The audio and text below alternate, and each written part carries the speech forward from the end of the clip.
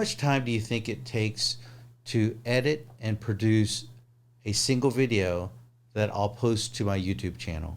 An hour, two, maybe more? Well, I've uploaded 273 videos to my channel over the past 10 plus years. And yesterday I uploaded my most recent video about same-day bilateral premium lens replacement surgery.